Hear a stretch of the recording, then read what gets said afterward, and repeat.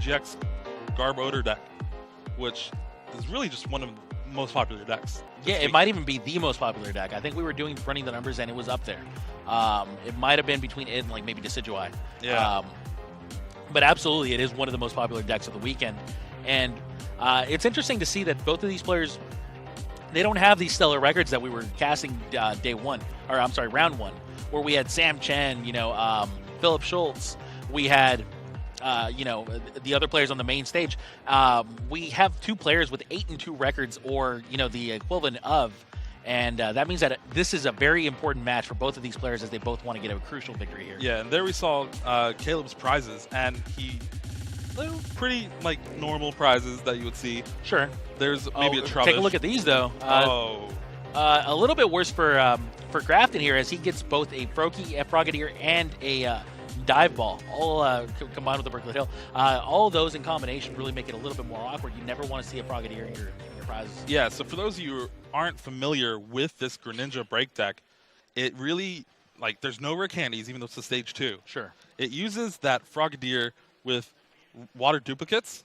It allows you to search your deck for 3 more and just put them straight onto the bench. No Froakies needed. Yeah, exactly. And so always having one prized, it's not what you want to see with the deck, because then it just limits the amount of Greninja you can actually get in play. Yeah, it's absolutely the worst prize you can have. It might even be worse than having multiple Greninjas prized. It's that powerful of a card.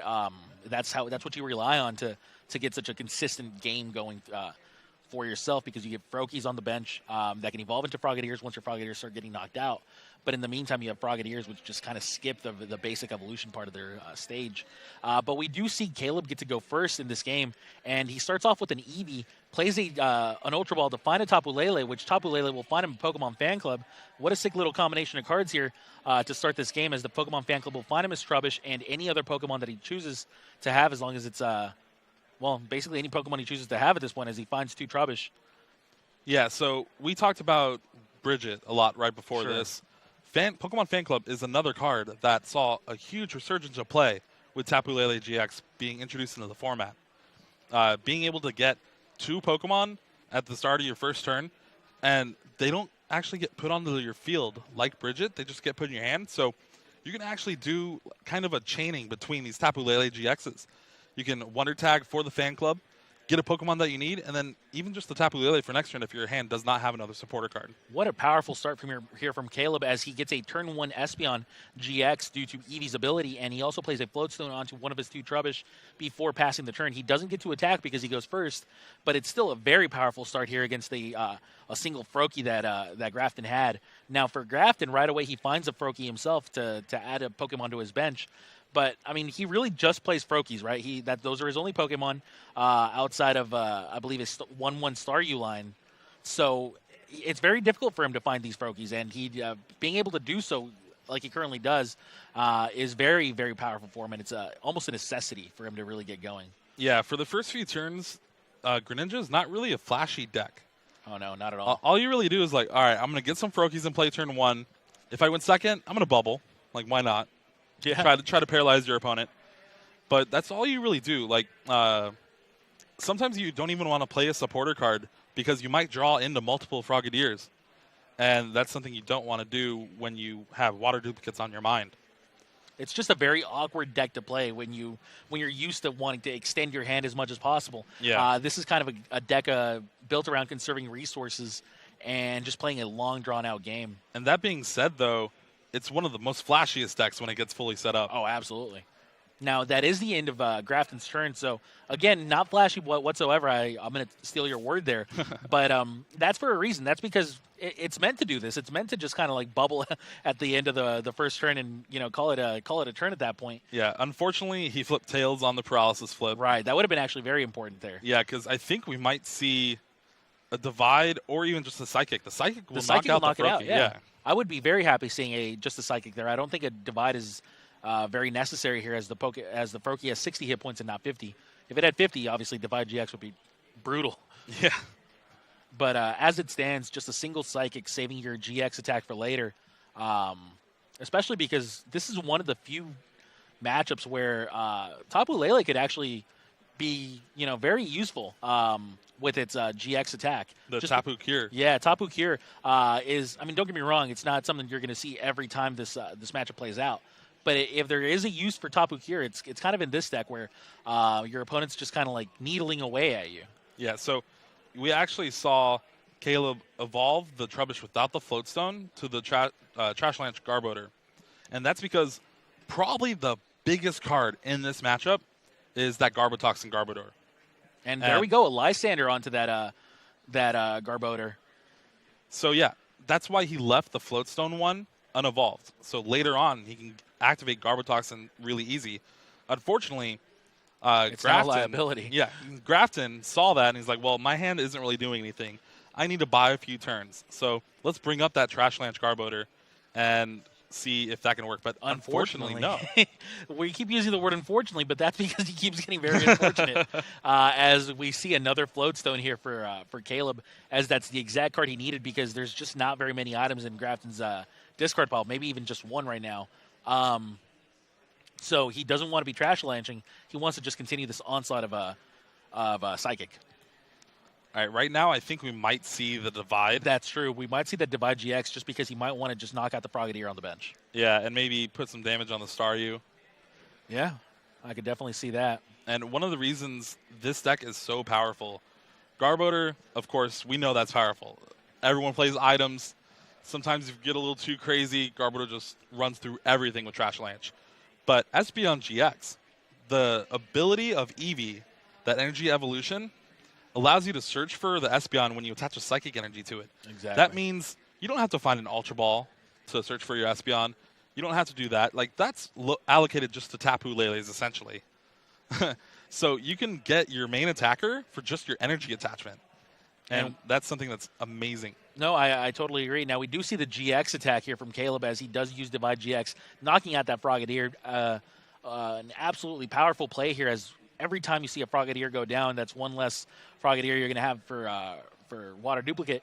And, yeah, it's huge. It's absolutely powerful here for Caleb as Grafton just needs to get something going. That N is very, very important here as it's going to get Caleb's hand down to a 4-card hand, but Grafton gets a new hand to 6, which is crucial for him given the start that he's had. And he gets frustrated here, but that's for a reason. Like, the hands just do not cooperate for Grafton here as it seems to be kind of getting away from him at this point. Yeah, I know Grafton very well, and I was talking to him a lot about this Greninja list that him and Michael Canavis came up with. Sure. And this is a deck that's not as consistent. Like, you really lose to yourself most of the games that you lose. Did he admit that? Did he say, you know what, my deck is not very consistent? Yeah. Well, that's just the inherent problem with Greninja. Sure. And we see it here, like, he end, but there's so many, like, tech cards. There's, like, Wonder Candy. There's a Max Potion, stuff like that, where if you don't draw the right cards at the right time, you really can't do anything. I like the Super Rod here from Grafton. Your opponent just got shuffled into a 4-card hand. There's a very decent chance that your opponent might have to end during his turn. You might as well just get that card out of your hand, bring the Froakies and Frogadiers that you're going to require later on in this game back into your deck anyways. And it seems like that might be the end of it. He is hoping his opponent ends him here. Just because his hand is just very pathetic. And that's a Lysander to bring down the Froakie. And at that point, Grafton realizes that that's going to be the end of this game. There's nothing he can really do. He has no more Froakies in play, so he's going to take at least one extra turn beyond his next one to evolve into a Frogadier. And at that point, he's already going to be behind 3 prizes, if not more, before he even gets any type of setup. And that's just too big of a disadvantage to overcome. He realizes that and just concedes right away because he has to win 2 games here in the allotted amount of time, and that's not the easiest thing in the world. Yeah, most of the losses he's taken this tournament have been exactly kind of that game. Like, he can't really get stuff going. His ends aren't drawing the right things at the right time, and his opponent just overwhelms him early. Because this deck, because it takes a couple turns to set up, right, you aren't really getting that much of a comeback potential. Yeah, I mean, I think what it is you do have comeback potential, but your deck is prepared to come back from a 1 to 2 prize deficit. Yeah. A 3 prize deficit is almost impossible because you don't have a way to lock down their items or anything like that. So they will have resources and they just have to draw into them. So a 3+ prize deficit is just very, very difficult to overcome for any deck, and the Greninja deck is definitely included. All right. The good news is he is going first this game because, honestly, when you go first with the Espeon deck, you get Energy Evolution, Espeon turn 1. Next turn, you already have access to Divider Psychic. And that we saw there, it was just knockout, knockout, knockout. Right. You probably go behind one additional prize when you go second than when you go first. Going first, you might even just not even go down in prizes before all your Frogadiers are in play. Yeah. And that's a huge deal for a deck as powerful as the Greninja deck once it is set up. So he does have a Froakie start, as expected, against an Eevee start from Caleb here. Yeah, and one thing you saw is Grafton took a couple mulligans. That also happens a lot with this Greninja deck. One Froakie, one Greninja. It's nothing too bad. Awful, the Super Rod and the Field Blower are definitely a lot more important right now. And we actually, he plays 2 Field Blowers, so it's not as bad, but that Garbotoxin's definitely going to be a pain if Caleb's able to get it out. Splash Energy played onto the Froakie before he passes the turn. Always an unexciting first turn from the Greninja deck. And now an Energy Evolution here from this Eevee. Evolves into the Espeon GX. We've seen this multiple times. Yeah, we might actually see a pretty explosive turn from Grafton for turn 2, though.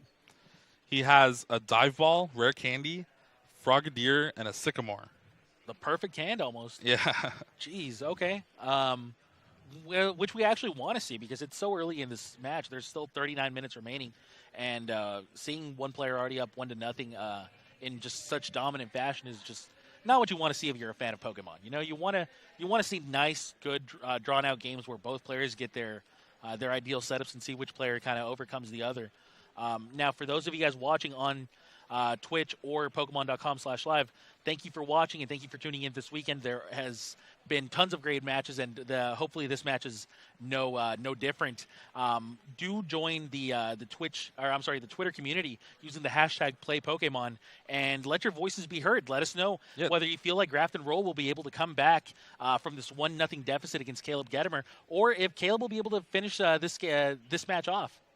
Yeah, he did start out pretty well, getting the Energy Evolution, but he does not play a supporter for his turn.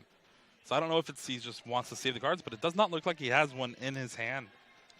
So we do see that Frogadier we were talking about, and now a Dive Ball is going to allow him to evolve into another Frogadier on the bench. And this is where Grafton's like, all right, 3 Frogadiers in my deck. Okay, we're good. Right. Yeah. He's like, all right, I don't have to think as hard this game. That Dive Ball was more for, checking your prizes, checking to see what might be prized, kind of for reassurance than anything. Yeah, and I already thought he wasn't going to play the Sycamore because you don't want to draw into those Frogadiers. Then he drew a Greninja Break. That means this hand was the perfect hand because now, next turn, he can just Greninja Break Sycamore. And it also might prevent Caleb from thinking, well, I don't know if he has a supporter in hand. Maybe he's just playing with what he has. Yeah. So we do see the perfect start here from Grafton as opposed to pretty much the worst start he could get in Game 1 as we see 4 Frogadiers as well as a Greninja in play on the second turn of the game here for Grafton. How's that possible? Well, I don't know, man, but he definitely pulled it off. And now an end here from Caleb, just 1 turn too late apparently, as I know he wishes he could have shuffled that hand away from Grafton. Yeah, it's still a good end, though, because Grafton's hand was amazing. Yeah, definitely, even though he really might not have had the knowledge of that just because he hadn't played a supporter for the first couple of turns, had Grafton. But still, it doesn't really matter. What matters most is that Caleb just doesn't have any type of major setup going. He still just is playing or using Psybeam on his second consecutive turn here, and that's kind of the end of Caleb's turn. It's a very uneventful end Psybeam pass. Yeah, unfortunately for Caleb, he missed that double colorless energy to take the knockout on the Frogadier, and that allowed Grafton to retreat and actually max potion the Frogadier and all its damage. So now the max potion, once again, very, very powerful card when you play a Pokemon that can attack for a single energy card. And sure enough, we start seeing these water shurikens, these giant shurikens now, just start putting pressure on Caleb. Like I said, it's just a slow burn, but it's a powerful one. Yeah, giant water shuriken, the ability of Greninja Break, being able to discard a water energy to deal 60 damage to one of your opponent's Pokemon, even before attacking. Yeah. That damage adds up, and when you get multiple Greninja Breaks in play, that's when this Greninja deck is firing on all cylinders. And we see that this is only the third turn of the game, and we see how powerful the Greninja deck can truly be. We see Timer Ball, a card that's not really used. It is flip 2 coins for each heads. You search a deck for an evolution Pokemon, put it in your hand. Right. And it's great in this deck because you want all the Greninja in play that you can get. Right. Now, it's like you said, it's a rarely used card just because there's very few decks that can truly take advantage of it like the Greninja deck can. Choice Band gets attached onto the active Greninja Break, and that's going to be an attack here from Grafton. Not enough to knock it out, but it will be enough to knock it out on the following turn. Yeah, that Moonlight Slash attack, being able to bring back that water energy to your hand to deal 20 more damage, means with the Choice Band, it's 110 damage for everything. And then next turn, you can actually use that water to use Giant Water Shuriken to deal 60 to a Trubbish and knocking it out if he chooses so. Yeah, that's the power of this Greninja deck. It does so much for so little. You know, it comes at a hefty cost. You have to play a Stage 2 deck, a heavy Stage 2 deck line, with even a break to go with it. But once you do get it going, I mean, it's just, for a single energy, what more can you really ask for? That's heavy damage, combined with Choice Band, which is even crazier amounts of damage, and one of the most powerful abilities in the game. Yeah, so we see the Ditto come down from Caleb, and I know Josue is going to try to figure out what this card does, but so its attack is 1 energy, 10 damage. You can attach a basic energy from your discard to Ditto, and then its ability actually copies your opponent's active Pokemon's attacks if you want. But you need the necessary energy to use the attack. There's Josue. There you go. Yeah, so unfortunately for Caleb, he cannot copy Moonlight Slash, but he can copy Shadow Stitching. That's an ability locks your abilities for your opponent. So it might be something to I can't really get Giant Water Shuriken this turn, so maybe I can Shadow Stitch him.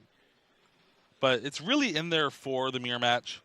Copy Trash Lanch, copy the Divide GX attack if you want as a basic. It's nice to see him finding a different use for the Ditto, though. And it could actually end up being relevant, actually, as we see the Ditto actually come up. Yeah. Wow, there we go. Very powerful play here from Caleb as he finds an additional use for this Ditto, which, like you said, was not made with this match in mind. Yeah.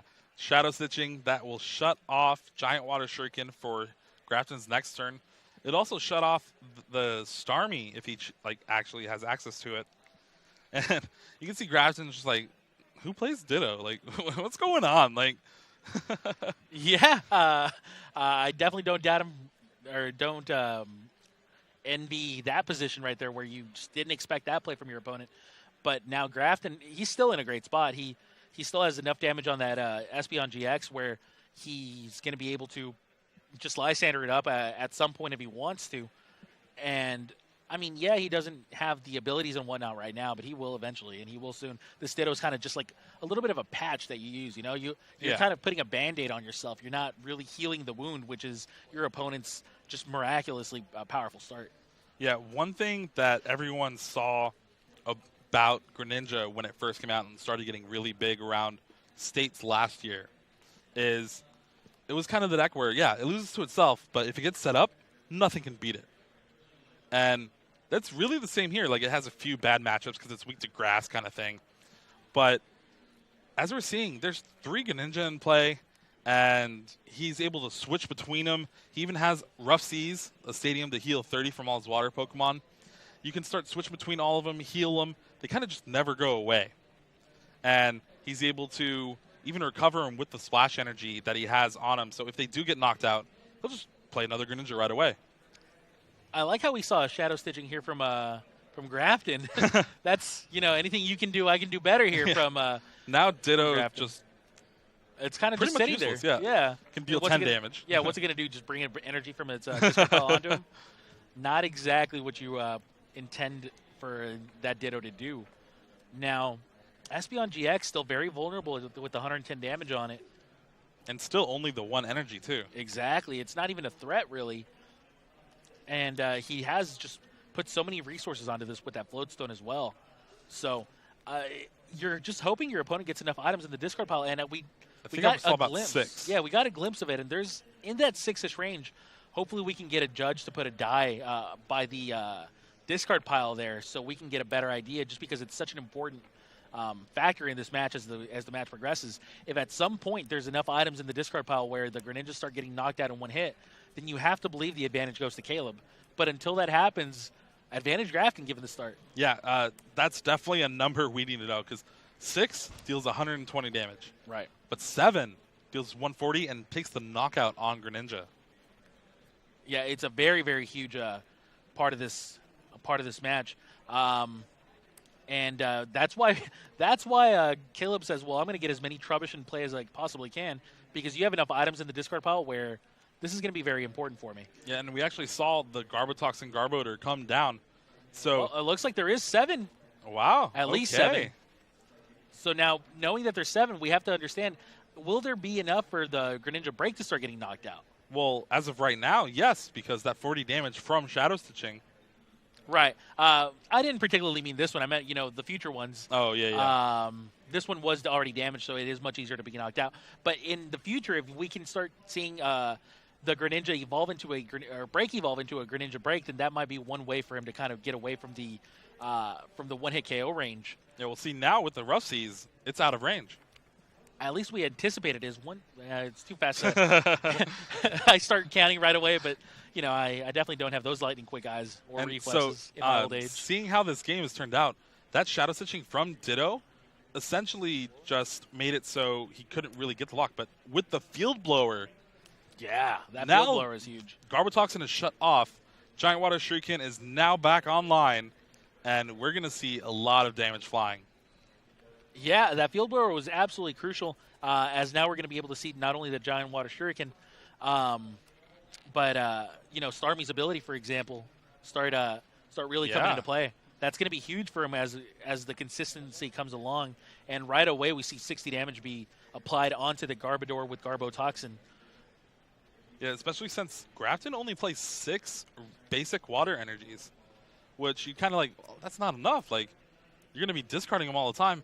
He does have access to Starmie and to Fisherman, another supporter card that's really only played in this deck, where just search your discard pile for 4 basic energies, put them in your hand.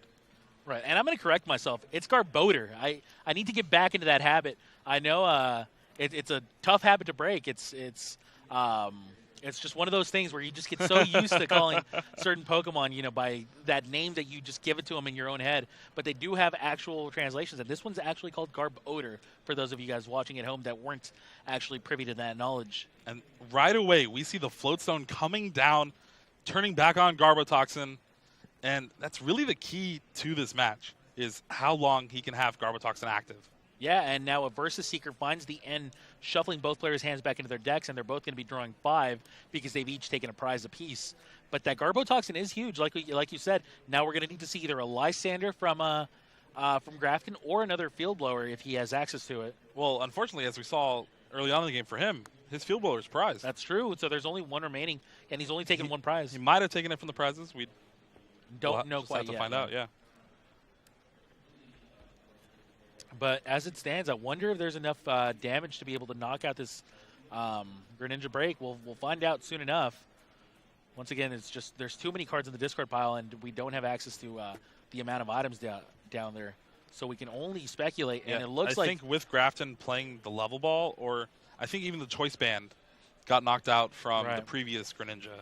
Yeah, well, we don't need to speculate anymore. That was a knockout onto that Greninja Break, and we're entering that one-hit KO range for these Garbodors, and that's a very dangerous situation here for Grafton, and he wants to have an endless swarm of these Greninjas. These ninjas attack in packs, and the Garbodor has to do the same. Actually, the Garbodor has to attack in a kind of like a nice heap of Garbodors themselves in order to kind of keep up with these Greninjas, and it's a little bit easier to get a stage 1 into play than it is to get a stage 2. Yeah, well, that's what happens with these non-EX, non-GX attackers. Yeah. They're a little bit more fragile, so that means you'll need a lot more of them throughout the game. And one utility card that Grafton actually plays 2 of is that Ace Trainer supporter card. It's another supporter that we don't really see that often, but it's because it's a card that you can only play when you're losing. But with Greninja, you're most likely going to be losing those first few turns. Yeah, the fact that it wasn't losing on these first few turns is what's kind of keeping Grafton in that advantageous position, at least for the time being. But remember, look at all that damage on this side of the field for Caleb. That will eventually factor in, as once the Garbotoxin is offline one more time, I mean, you have to assume that the Giant Water Shurikens are going to start dealing the damage that they have always meant to deal. Yeah, and the fact that even after 2 knockouts of Greninja, there's still 4 Greninja in play for Grafton. No kidding. It's all thanks to that splash energy.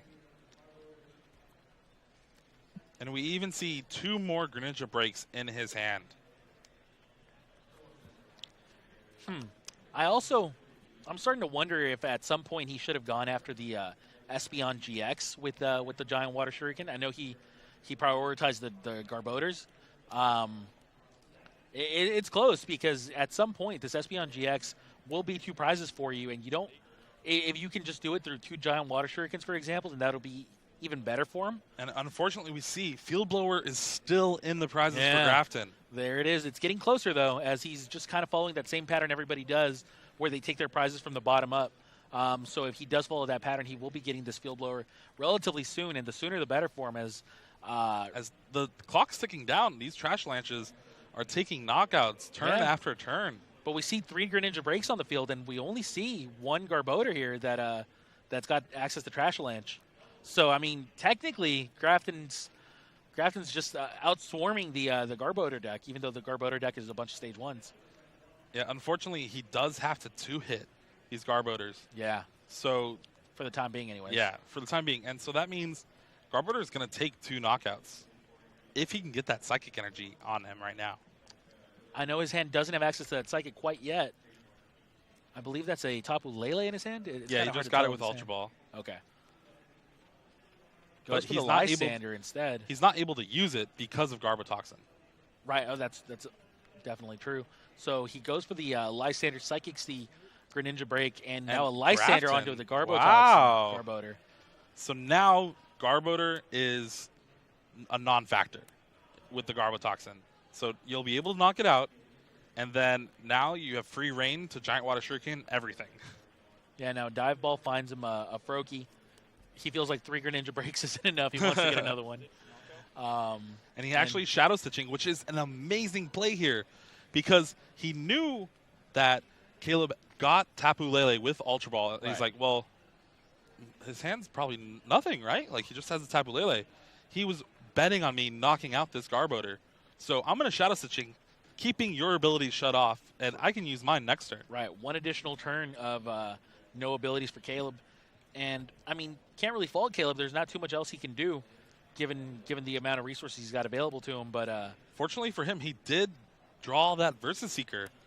But, there we go. Grafton caught him just in time. He was trying to use that Wonder Tag. Yeah, he tried to use that Wonder Tag, but there was a Shadow Stitching used on the previous turn. So the Versus Seeker finds the N, and they both have to shuffle their hands back in and draw 3 cards each. I mean, Caleb just needs multiple resources here, specifically a Psychic Energy, though. Yeah, and Grafton finally got the Field Blower from the prizes. A little late for him with that, but thankfully with the Lysander, that Garbotoxin is gone for good. And luckily for Caleb, though, he does find that Psychic Energy he needed. So Espeon GX will retreat, and Garbodor is going to use 1 more Trash Lanche, knocking out this Greninja break. And like you said, at this point, it's a little bit difficult for the Garbodor to get knocked out, but because there's no more Garbodor with Garbotoxin, it's not impossible. And there's that Water Energy he needed. That's exactly what he needed to knock out the Garbodor in 1 hit. And that might be the end of this game. Caleb might actually just give it up because he's only got an Espeon GX, which has 110 damage on it already. Yeah, there's no GX or EX in play for Grafton to take 2 prizes with. and with him retreating, discarding the double colorless, this end of 2 means he's going to need to find another double colorless to even really knock out a Greninja. Yeah, that's if Grafton gives him access to that even. So definitely very powerful turn here for Grafton, as getting rid of that Garbotoxin Garbodor just allowed him to do this. Yeah, so Grafton has the option to retreat to the bench Greninja attached to it so he can attack with a fresh one, meaning Psychic won't be able to knock out this bench Greninja, even with like a Lysander. It would force him to use Divide. And it's actually pretty smart. And we also see the Fisherman in Grafton's hand. So that means if nothing happens, this next turn will be game. Yeah. Caleb here trying to find out what he can do in this particular position. He's debating between a Ditto or a Espeon GX being in the active position, and he finally settles on a Ditto. Just rough shape here for Caleb. Even though he is ahead, well, he was ahead on prizes. They're now tied at 2 apiece. The board is just very clearly on Grafton's side. Yeah, and he actually kind of just left the Greninja with the damage, because even now a Psychic could knock it out, and Divide would knock it out anyway. So it looks like the Ditto will be kind of sacrificed, so to speak, for one turn. For one turn. You can Shadow Stitching. Yeah, sure. Now the end does draw both players 2 cards. Not a lot of resources to work with for either player, but a single Shadow Stitching here from Ditto ends Ditto's turn, or ends Caleb's turn anyways. And now the new, fresh, and definitely improved Greninja Break becomes the active Pokemon with no damage counters on it. I think Caleb was looking through his discard, seeing if he had any double colorless left. Yeah. And it did not look like it. And I think he had 1 left. I thought he had 1 in his hand before he got end. Well, he looked through his discard for something, and he's like, oh, I don't have that? Okay, I'm going to scoop. Yeah. I mean, Caleb kind of saw the writing on the wall. He knew that he was, because he had the Shadow Stitching on that turn, didn't have anything else really going for him, didn't have any Garbodors anyways, with Trash Lance for an easy prize. He knew he was going to struggle too hard, and just the board setup for Grafton was too powerful. Now, with that said, Grafton had pretty much the ideal start. We actually said he had the perfect hand, even. And the game was relatively close, and he got to go first even. Yeah, so that's the power of Garbotoxin. What does that say to you about this, them heading into Game 3 here?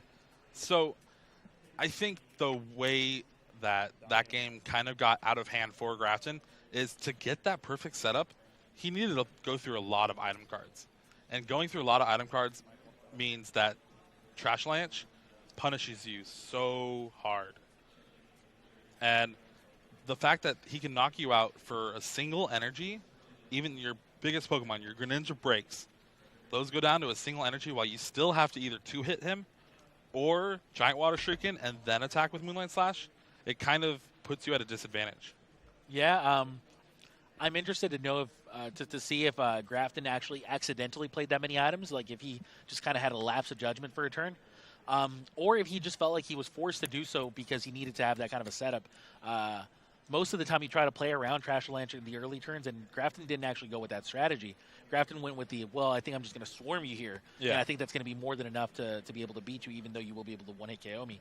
So I don't know which it ended up being for Grafton, but we'll have to wait and see if Grafton employs that same strategy in this third game. Yeah, well, thankfully for him, those splash energies put in a lot of work. Right, yeah, no kidding. I think those were his first 2 energies or 3 energies that he actually started with when he was attacking with his Greninjas. So when they were knocked out, it's like, all right, well, I'll just play him down again. Thanks. Yeah, no harm done besides the prize taken from Caleb. And here we see the multiple mulligans again from Greninja, because it's a deck that only plays 5 basic Pokemon. Yeah, it doesn't even play the Talonflame that we used to see from these Greninja decks. And we even still see today. I know that some Greninja decks still play Talonflame to this very day. Yeah, one of the popular players, Drew Kennett, he played 2 Talonflame, not the full 4 that you would see. He's like, well, it's good, but I don't need a lot of it because I don't want to draw them later on. Right. Like, Talonflame's actually a card that makes this matchup a lot in your favor. Because if you start with it, it's just, okay, Aero Blitz 40, I'll search for my deck for 2 cards. I don't need to play any items. That means you just can't do anything. Now, do we see another mulligan? It seems like we do. Sure enough, we're going back into the well one more time, shuffling the cards back into his deck. And, it does to eat up a little bit of the clock, which is unfortunate for both of these players as they want to avoid a draw if possible. Remember, they both have the equivalent of an 8-2 record. I know that I believe Caleb is the 7-0-3 player. Yeah. That's just it's not enough for you to feel safe anywhere near it. Every win counts and every loss is devastating at this point in the tournament for them as they want to get to that 33-ish match points. Yeah, I think like 32, 33 might be the bubble. Right. From what I've been seeing, it might change depending on like if Ryan keeps winning and dominating it. One Frogadier, we'll put that more. one Greninja break, by the way. Wow, yeah, okay. Still, you don't want to see that Frogadier prize. No, that's the worst prize you can possibly have.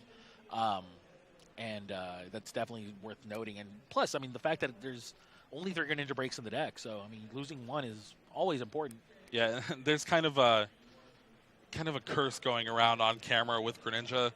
It started with Grafton, I think, where he gets on camera, prizes like 2 Frogadiers, can't really do much, and it just seems to happen with every time we put on Greninja. It's like, oh, well, there's Frogadier in the prize again. Worst possible scenario every turn. But for the 3rd game in a row, we see an Eevee against Froakie start. Both of these Pokemon, no strangers to the standard format, and Eevee being the current, new kid on the block, so to speak, because of the power of these Espeon GX Garbodor decks that are, amongst the most popular decks of the format.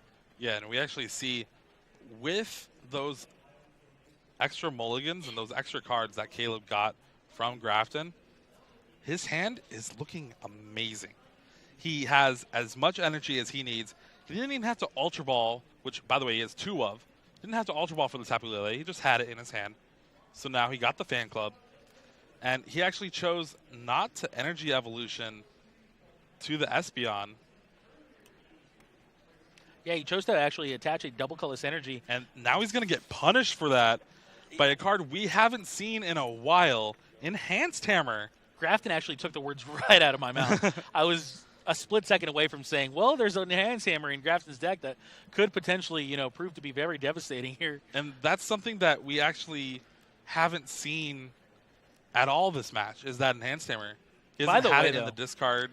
Yeah. By the way, though, we only saw a Lysander out of Grafton here. No other supporter played, no other energy card or anything played by Grafton. Now, remember, that was his first turn of the game, so it's not uncommon for him to just have a Frogadier, Sycamore hand, or something along those lines.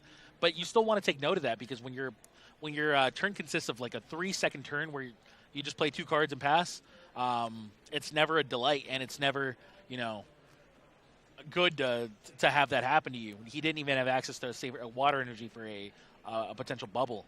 Yeah, it's also, he does have the water, but he doesn't want to attach it because of the threat of Energy Drive. Yeah, that is true as well. Now, the double colorless energy, just as you were saying that, will allow the Tapu Lele to deal 40 damage to the Froakie. And we do see a Espeon GX come down from the hand from Caleb, and he evolved Eevee the old-fashioned way. Yeah, and we do have these kind of mind games now where, yeah, you said, like, well, he might just have a Frogadier Sycamore hand. We know Grafton really doesn't. Also, Caleb actually had access to the Ultra Ball. He has a Trubbish with the Floatstone already in play. He chose not to Ultra Ball there, and actually just a Frogadier from Grafton with a Water Duplicate, which means there's no supporter, at least currently in Grafton's hand, more than likely. But at the same time, at the very least, he got the best turn 2 he can have, the best turn 2 attack he can have with the Water Duplicate. He finally realized, like, yeah, Frogadier's prized. Yeah, it's never a fun moment when you realize that you're most it's rougher now too, where he doesn't have the splash energy on the active, so that means he won't be able to get back this Frogadier without playing a Super Rod. So that means he's just down to 2 on turn 3 of the game, and they still have a good healthy amount of time, 12 minutes to go. Yeah, I find it really interesting and actually smart that Caleb chose not to use the Ultra Ball in the previous turn, just because he knew that there was nothing he could really, be destroyed by outside of. There was nothing he could be destroyed by actually on his opponent's turn. He wanted to give himself one more turn of abilities at least. No reason to play the Garbodor with Garbotoxin at that point, and we might not even see it this turn either. Because there's no threat of that Greninja break. Right, it's when the Greninja's in play that you start fearing the Greninja break. Otherwise, there's no actual reason for you to actually shut off abilities He's because your kinda opponent just- doesn't play set of Pokemon. Just kind of hindering himself. Yeah, exactly. Your opponent doesn't play set of Pokemon. There's no reason for you to give your opponent the opportunity to end you into an unplayable hand where the only thing that would get you out of it would be something like a Tapu Lele. Here we see probably the energy evolution. Or not. Yeah, he was debating about it, but he's like, okay, I'm just going to play a Garbodor. And I don't even think he plays the other Eevee down, just maybe Sycamore his hand away. Yeah, limiting his bench, getting rid of that liability of the second Tapu Lele. Only one's fine. Like, it's not really going to be a useful attacker if Grafton gets Greninjas out, but it's really good right now against these Frogadiers. Right. Now, he did Sycamore here, so he did choose to play the Garbotoxin Garbodor. Before doing so, didn't want to discard it. Makes a lot of sense. And that is going to be a knockout on the Frogadier. So down goes the first Frogadier of the game for Grafton, and Caleb goes up 1-0 in this third and final game with 10.5 minutes remaining on the clock. Yeah, not the most amount of time, but it's still potentially enough time for you to finish this game. Yeah, Grafton actually draws out of his unplayable hand with an N, although he did have a Super Rod in his hand, which I also realized he had a Super Rod in his hand game 1, even though that game was a lot more far gone, where he could have played the Super Rod, put the Frogadier back in the deck, but and also with that point, you don't really want to draw a Froakie and a Frogadier again. You need other cards, especially since you're playing from behind. Yeah, I think you kind of want to maximize the resources you're going to get out of that Super Rod if you already have one And Frogadier prize. Wow. Lysander here. See, at this point is when you'd want to Super Rod when 2 Frogadiers are in the discard pile. But now he has to draw the Super Rod, which isn't a guarantee by any means. Field Blower gets rid of the Stadium and the Floatstone. A big-time Field Blower if he can get a Greninja Break in play. I don't see one. Yeah, unfortunately, he drew a lot of doubles.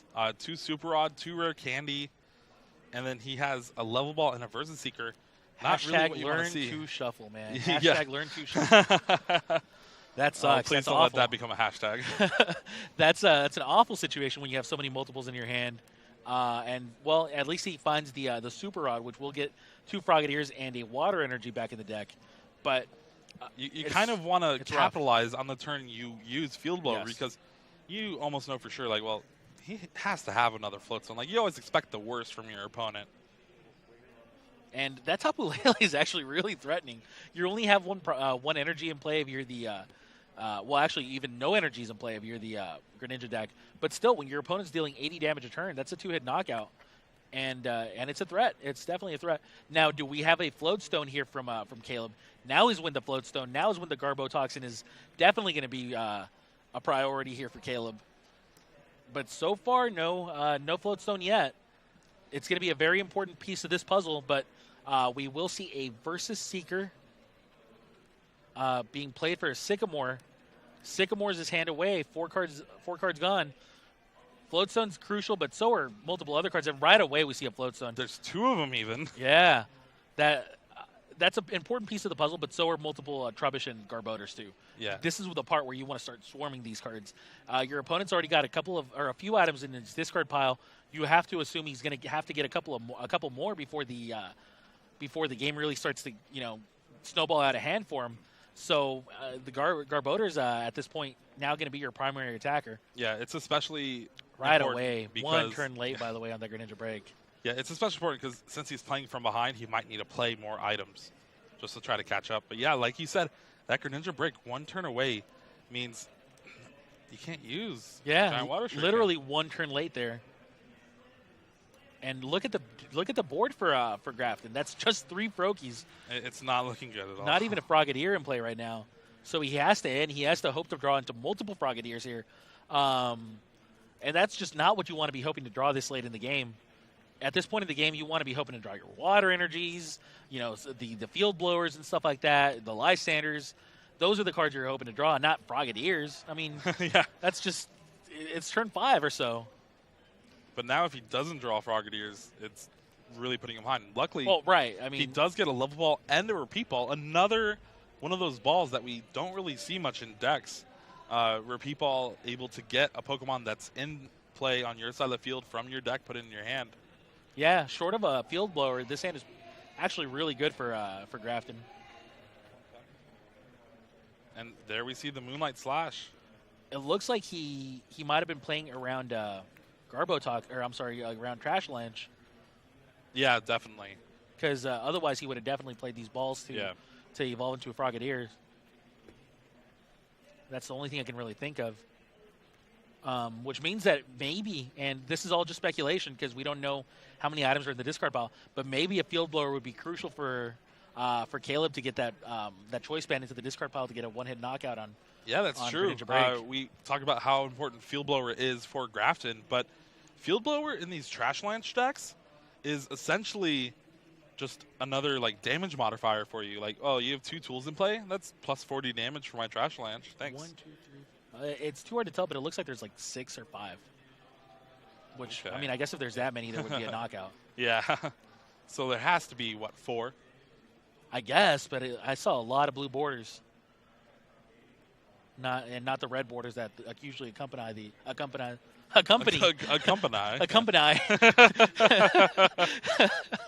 usually accompany the item cards and supporter cards. And there we see the Flareon come out of Caleb's deck, and it's really just so he can try to stick more it away. Flareon accompanying the Eevee there. It's a card that is completely useless in this matchup. Get it out of there. You don't need to turn your stage 1s into fire types. 7 cards drawn here from a Sycamore. Attaches a double colorless energy onto the Espeon GX. Yeah, so that means he will have a knockout if he wants to with Divide if he doesn't have enough items in Grafton's discard. Absolutely he's going to want to. Look at Grafton's board. Why wouldn't you want to? Oh, yeah. It looks very juicy right now to knock out that Greninja Break. That's about as dominant a board position as you can get if he does get a knockout on this Greninja. What is this, turn 5 or 6? You have 3 Froakie in play? Yeah. I think I'm winning this game. Reminds me of Game 1. Remember, Game 1 was kind of the same story where at some point Grafton actually had no Froakies in play. Yeah. And he's just get that thing out of there. Divide GX. Down Even goes, gets an extra damage on a Froakie just for that, little kick. Down goes Greninja Break, and 3 Froakies in play. The Froakie with the damage counter on it, now becoming the active Pokemon. Now it's time to play your level balls. Now it's time to just let your opponent's Trash Lanch just kind of wreak havoc. No point in not doing so because, I mean, what's your army of Froakies going to do? You can't really bubble your opponent to death. But now at this point, I also expect to see something like a Repeat Ball, maybe an Ace Trainer to end the turn at some point. Yeah, what he definitely needs right now is one of his 2 rare candies in his deck. Right. So he can rare candy to a Greninja right away because Water Duplicate is not what you want to do this turn. You don't even want to bubble this turn. I mean, if you get heads, it's great, but you really want to keep attacking and putting that damage on Caleb's side of the field. Sure. Oh, a bubble. Tails on the bubble. I wouldn't even be surprised if that prompts a concession. I wouldn't concede just because Game 3. Right. Well, by that I mean the board is just so dominant for Caleb that it's almost like just, oh man, this just did not go my way. And Caleb now down to 2 prizes to Grafton's 4. 2 Frogadiers in play here for Grafton, which is very important for him. As I mean, there is only 2 minutes and 45 seconds left on the clock, so Grafton can get a draw out of this potentially. Yeah, but it's not going to be easy. How he plays, if he's able to survive at all. Right now, there's 6 items in the discard. Saw Grafton counting them, so this Greninja will not get taken out in one hit by Garbodor and its Trash Lanch. Yeah, we see the Ace Trainer here from Grafton, which means he's well aware that he's likely going to be behind in a lot of games when building his deck. So he does decide to play an Ace Trainer in his deck, and now it does get to pay dividends as he gets to draw 6 cards and his opponent only draws 3. But that's the end of Grafton's turn. Deals some damage to the Espeon GX, but not enough for a 2-hit knockout yet. All right, there we see the Float Stone too, making it so this Espeon can retreat back to the bench, and Caleb can promote the Trash Lanch if he wants to. We're looking at the items here. Can only assume that he goes through the discard very fast. Yeah, no kidding. I'm telling you, man. I tried reading the number of items, and I just gave up after the second try. There's no way my eyes will ever be able to compete with Caleb's. Just those old man eyes, I guess. Yeah, Where's my bifocals? So there we see the max potion. It's one of those cards that will help Grafton stay in this game. Yeah, well, you're definitely right about that. 1 minute and 20 seconds remaining, guys. There's only, say a couple of turns left here in this game, maybe one turn each for each player, if that. Yeah, I don't know. He keeps playing these cards that prolong it, and yeah, both players have to shuffle a little bit. It's a little bit more time. You see how Caleb takes about a split second to shuffle, about as long as he takes to see Grafton's discard pile. Meanwhile, Grafton playing a little bit more, cautiously, a little bit more slowly, but, I mean, he's not under any reason to speed up his play. Yeah, and with this dive ball here, it puts him to 8 items in the discard, one short of Garbodor knocking out this Greninja break. And Grafton's well aware of that. And while he's doing that, he's still taking his time. Like, all right, I played this dive ball. I'm going to search my deck. I know I'm going to get Greninja, but I want to make sure what's in there. We're sure there's 7 or 8? 8, yeah. Okay, good. So, 1 away. Think that he tried to play 2 energies on 1 turn, but I think they caught it. Yeah, and then that needs to go back in his hand because of the Moonlight Slash. Right. There's the Lysander on the Greninja. And that's a prize taken. Caleb's turn's taking about 2 seconds. And, well, the great part about this is that if Grafton draws this card, which he does before time's called, that means that Grafton's going to be turn 0. Had he not drawn his card for, say, 5 more seconds, Caleb would have been turn 0, even though his turn had already ended. Wow, yeah, that will matter a lot. A lot. Caleb has access to 2 turns to knock out this Greninja break. 5 seconds away from honestly getting a draw here, in my opinion. Wow, that's crazy. 5 seconds away. How crazy is that? Literally 1001, 1002, 1003, 1004, 1005. That's all he would have needed. Yeah. That little amount of time, and he would have probably earned himself a draw. But, I mean, they don't know the exact time, and that's not the point. The point is that, rightfully so, Caleb is going to have 2 turns to end this match. I think we might end up seeing a bubble from Grafton to try to survive maybe next turn. Would not doubt that. Now, I want to see if Caleb has something along the lines of, like, maybe an Olympia, but no, it doesn't I don't look see like it. No Switch, no Olympia. And Grafton has to be cautious to not play another item card. There's the teammates. Does he have access to, like, a Froakie to bubble? Yeah. Looks like he's completely vulnerable to a bubble. I wonder if he has any Froakies in his deck. I know he has that. Oh, he could also be deciding. He's got that Brooklet Hill, so he can find the Froakie that way. He could also be deciding. He's looking at Field Blower and Versus Seeker. He's like, okay, he's going to deal 160 to me next turn. Right. He'll have 1 more turn. Well, what if I Lysander the Garbotoxin Garbodor, Field Blower away the Floatstone, and dare you to have another Floatstone? Yeah, that's one strategy. You can always end your opponent down to a 1-card hand to go, instead, too. Well, the end won't work because you need a Lysander and Field Blower in the same turn to even have a chance because this Trash Alliance he's is still not in 1-hit KO range, right? Not right now, yeah. Right. So if he plays the next turn. Right. What I'm saying is, like, if he plays the Field Blower, then a single. Oh, there we go. We actually see a Field Blower. Okay. So now he will be 1-hit KO'd by a Trash Avalanche. Unless we're just miscounting the items. Oh, no. I have complete faith in your counting abilities and in the 1 second that you were given to count that discard pile. Complete faith, Jeremy. Don't let me down. Oh, he extends the hand. He says that there's just no way he can survive. He must have had no access to any Froakies because, yeah, the bubble was definitely going to be, unless we're missing something, which I don't think we are. I've looked at this list a few times now. Oh, and Caleb actually shows the Floatstone because he was thinking about the other out, and Caleb having the Floatstone, I think,